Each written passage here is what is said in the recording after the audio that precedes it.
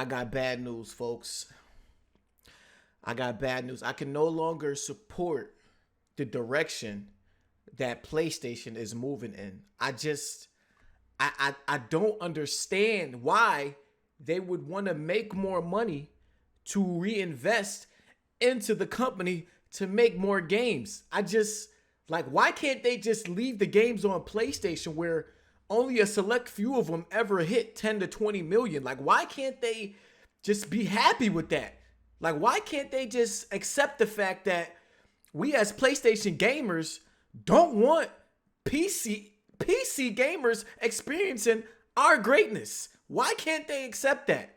No, they had to take it a step further and put the live service games day and date on PC and the other games at least a year before they come to PC. Why? What is this? I can no longer support this narrative. I can no longer support this direction. And it's PlayStation. I just have to wash my hands with them. I might even toss my system out the window. It's over. It's done.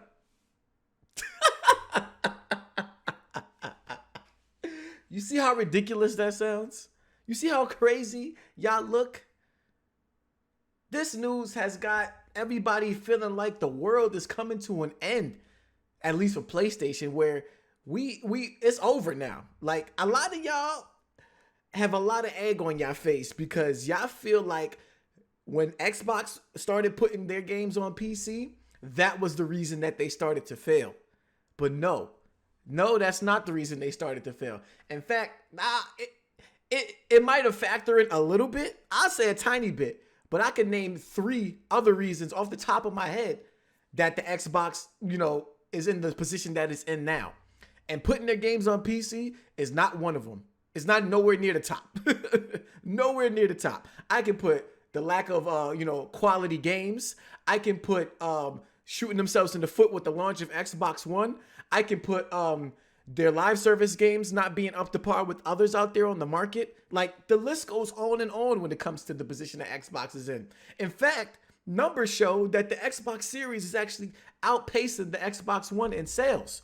And this is after the game's been on PC. So if you're telling me PC was the downfall, what kind of downfall is it that the system is actually selling better than the previous one is? Riddle me that.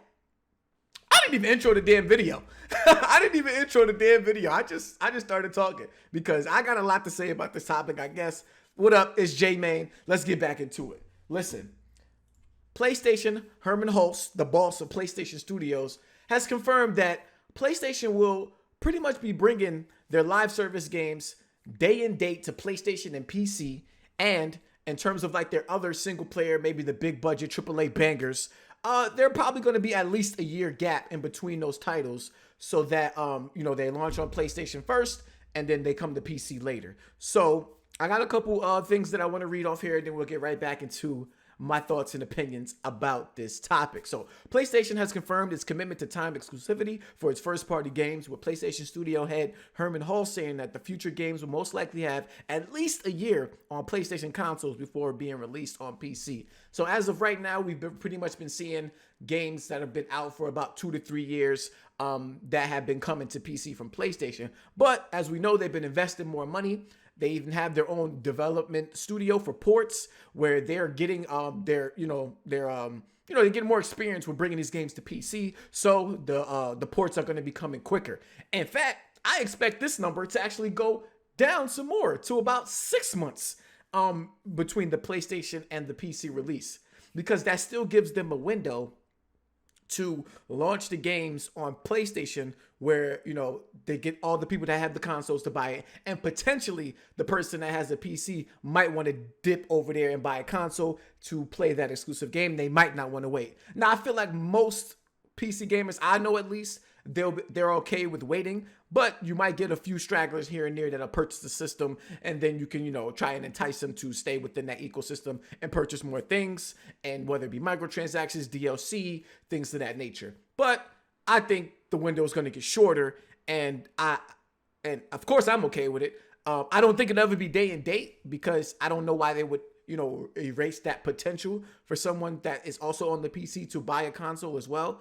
But Yeah, I don't think it'll be day and day, but I do expect that window to probably even get smaller. A year, I think, is okay. What I see with that is that maybe they'll have a year so that the game can come out on PlayStation, on the console, potentially have some DLC within that first year, and that way they can repackage all of that content for PC and release it all as like a game of the year edition or a all in one edition on PC, and recoup the benefits over there. So continuing in the article, it says in an interview with French gaming YouTuber Julian Chase, I'm probably mispronouncing that. My apologies. Holtz was asked about the potential of future PlayStation Studio games launching simultaneously on both PlayStation and PC. Holtz says, "We as PlayStation Studios have a very symbiotic relationship with the platform. We often we're often the first developers to try new hardware, try new controllers. It's been really great for the teams to see their wonderful creations also being released on PC, often with the help of our newly acquired team, Nix's Software, as I was saying. There are more players, and that's really helpful. I think going forward, we'll see at least a year between releases on PlayStation and on the PC platform." And then they also mention about the live service games, and they saying live service games are a little bit different in nature because you want to have a really strong community, strong engagement right when you go live. Hulse explains, we might, in the case of our live service offerings, go day and date with PC and PlayStation. So there you have it. The live service games, they want that broad audience day one.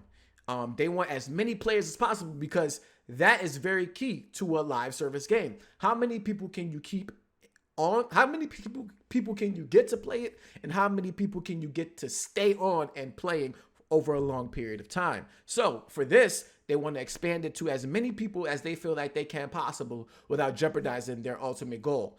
And with that is PlayStation and PC.